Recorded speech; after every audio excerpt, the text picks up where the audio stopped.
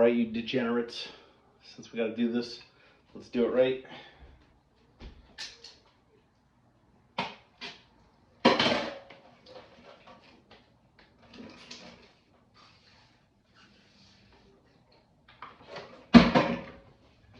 Sorry. Make a mess of myself. All right. That's refreshing. Welcome to the Week 11 recap and the Week 12 preview. I figure I'll kill two birds with one stone today, and then I'm glad I got to do it today because I got to wish everybody a happy Thanksgiving.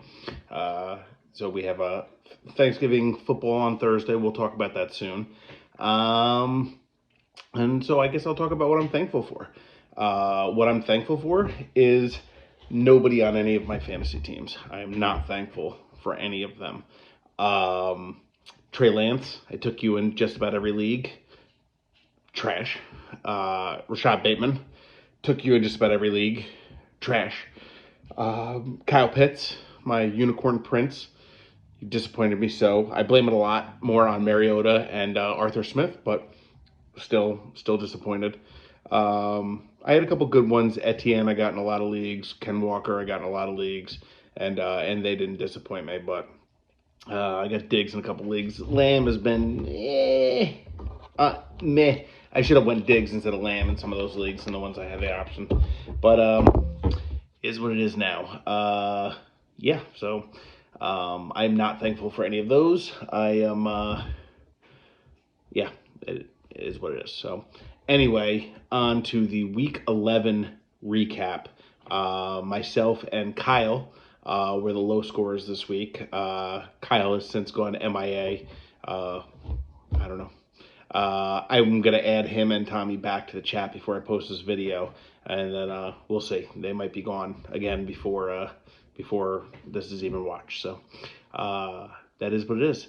This was always going to be a tough week for me coming in. I had no Walker, I had no Etienne, I had no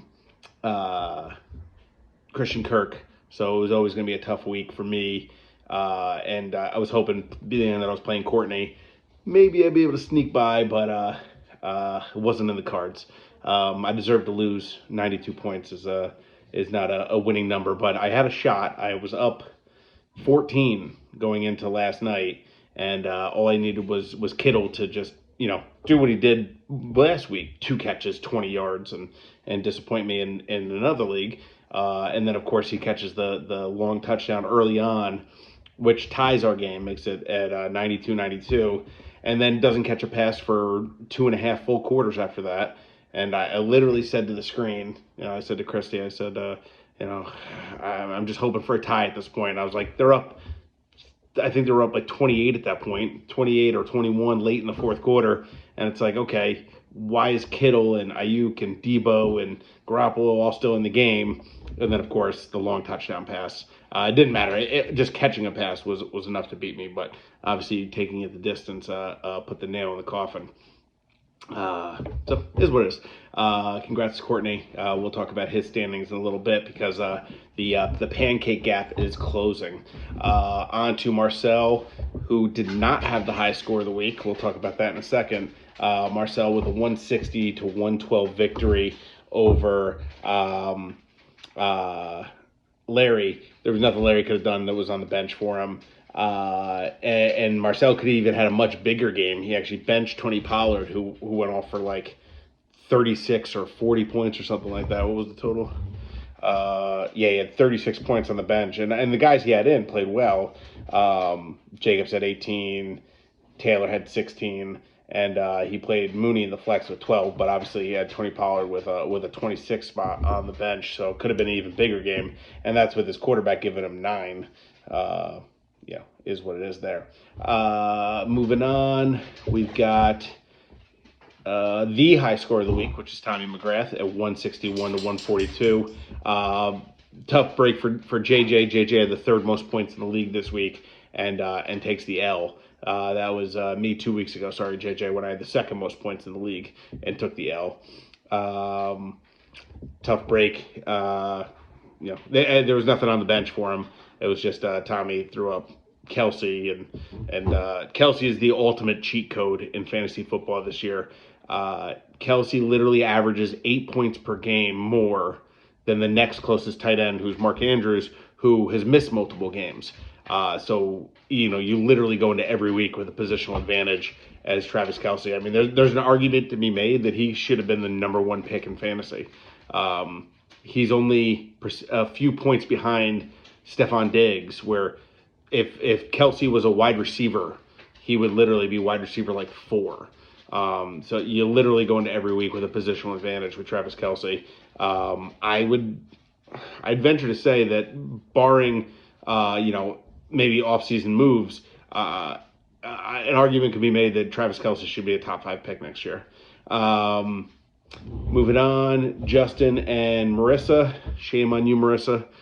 You got 1 point last night, which kept you from being here doing the recap with Kyle and I.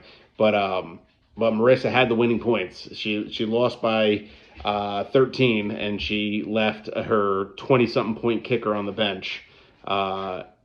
We talked about it in the chat. I don't know what the logic was. You had an indoor kicker in a high-scoring game playing, and you went with the kicker who's kicking in 20-mile-an-hour per winds against a good defense. I don't know. You ruxined it. And I know the other teams at the top are definitely going to be frustrated at you for that one. And if you end up eating pancakes, you can blame your Brett Maher choice there. Keogh didn't really have much going, but it was enough. He had a nice game from Jamal Williams with 3 touchdowns, who was absolutely just destroying any chance of DeAndre Swift being fantasy relevant this year. Moving on, big game, we had Ken and Kyle. Kyle was tied with me at the 92 spot, and then Ken with 107. Huge game out of Josh Palmer. Of course, the game that Keenan Allen and Mike Williams come back for is when Josh Palmer will go off for 8, 106, and 2 scores, just as everyone predicted. So despite getting nothing out of Cousins, nothing out of Pierce, Ken comes down with the victory there. For Kyle, a tough break. He had the winning points on the bench. If he starts Zeke over James Robinson, he wins. So that's a tough blow there. And then finally, brother on brother, Tom Jessup with the victory over Rob Jessup. Big games out of Devontae Adams and Christian Watson, and to overcome Rob getting big games out of Mahomes and the Redskins defense. There was no points on the bench for Rob that would have made a difference there. It was just, Tommy got the victory there. So moving on to the standings. We have Tommy is locked into the playoffs. Not necessarily locked into the 1 seed, but he's locked into the playoffs as at 9-1-1 right now. Currently, he's got a 1.5 game lead on Rob and a 2-game lead on Kyle. So essentially, I believe there's 3 weeks or 4 weeks left of the season. 12, 13, 14. So you got 3 weeks of the regular season left, and essentially Tommy's got a 2-game lead on the bye. So, I mean, it's possible Tommy could not end up with the bye, but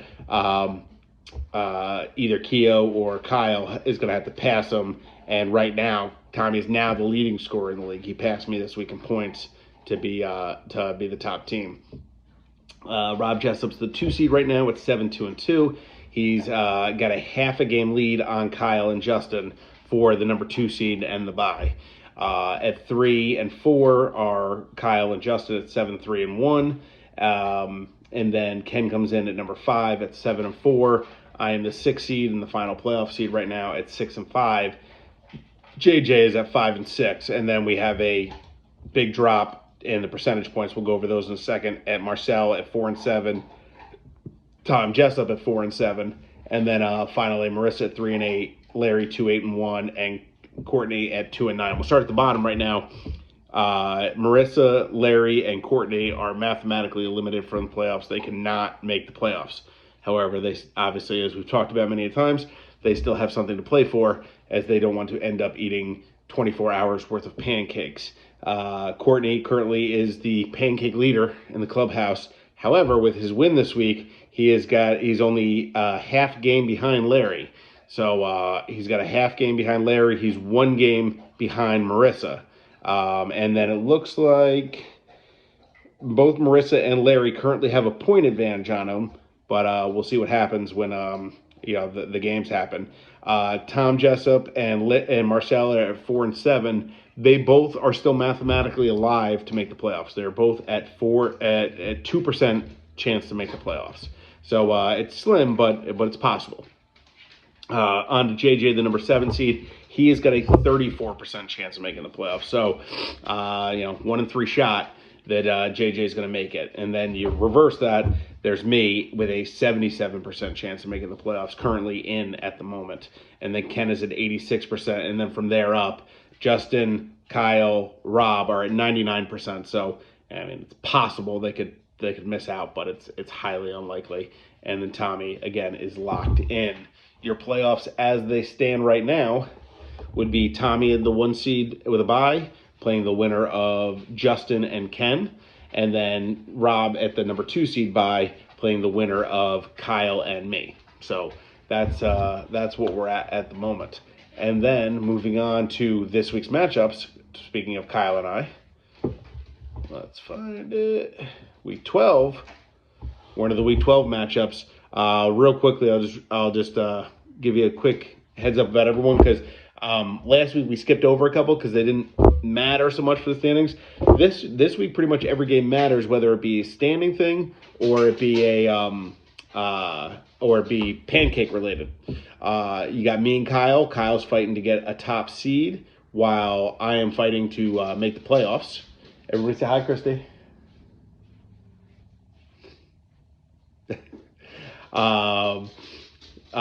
So that is our game there. You got Tommy fighting to make sure that he stays the number 1 seed against Marcel, fighting for his playoff life. You've got Larry and Justin. Justin trying to move up the standings and lock down his playoff spot, while Larry is trying to avoid pancakes. Again, he's only got a half-game lead on Courtney right now for that final spot. And then JJ and Ken in a huge matchup, determining who's going to get that final playoff seed. It's really me, JJ, and Ken fighting for 2 spots. So we'll see what happens there. That's a big game. Marissa and Rob both fighting for different things. Marissa fighting to make sure she's not eating pancakes, and Rob fighting to keep his bye as it stands now. And then Tom and Courtney both in the pancake discussion. Obviously, Tom, again, still has a small chance, is still mathematically alive in the playoff standings. I'm not going to normally, I always on the preview talk about what players are in the Thursday games. Obviously, there's 3 Thursday games this week, so I'm not going to go over all those players, because for some teams, most of your team is going to go on Thursday, because you got a lot of fantasy relevant players going on Thursday. You have, obviously, for the Bills, you have several fantasy players that are going to be started. Gabe, Stefan, Allen, Singletary, maybe Knox, and then certainly the Bills defense. For the Lions, if you have Swift, you're probably still starting him. I mean, I basically am at this point. Jamal Williams, I think, is almost a must start at this point. And then you're certainly starting Amon St. Brown. You're probably not starting Goff except for a deeper league. And then Jameson Williams is back to practice this week. He's not expected to play this week, but maybe a late season stash if you have the room. And then the next game is the big game for a lot of you guys, Cowboys and Giants. That's going to be a big one. Not so much fantasy-wise. The Giants don't really have it. I mean, I was starting Wan'Dale Robinson. Of course, now he's out injured too. Can't catch a break on that one. Outside of Saquon, you're probably not starting any other Giants this week. I know Richie's going to say, I'm starting Daniel Jones, but you're probably not starting any other Giants this week. Cowboys, you're going to throw out, you're going to start Pollard. You're starting CeeDee Lamb, obviously. Dak, maybe. Giants got a good defense, so I don't know how confident you're feeling about that. And then, maybe you throw Zeke out there. I don't know. Giants got a good run defense. And then the night game, obviously you're starting Justin Jefferson if you have him, and Dalvin Cook if you have him. The rest of the Vikings, maybe not so much. Hawkinson, if you have Hawkinson, you're probably playing him.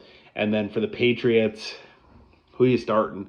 Ramondre Stevenson and Jacoby Myers. If you got them, you're probably using them. I don't think there's any other Patriot that you would feel confident starting for your fantasy team. But that's still a good chunk of players that'll be playing Thursday night. And then looking at the schedule, we just talked about Bills and Lions. Big game. If the Bills can win, they'll be back in first place of the East, at least for a couple days until the Dolphins play.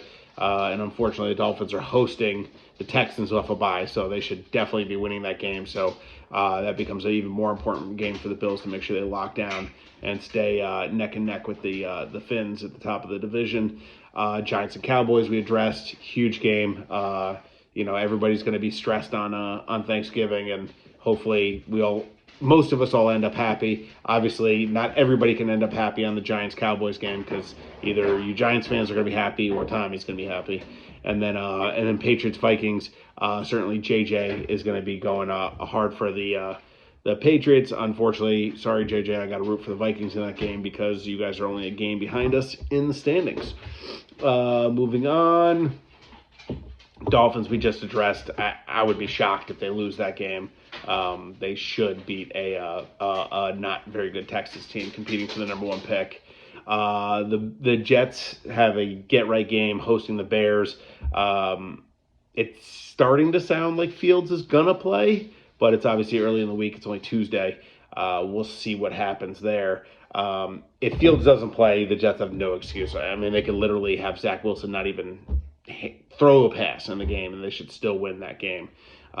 So even with Fields playing, the Jets have to win that game. Moving on, I'm pretty sure that addresses all of our teams.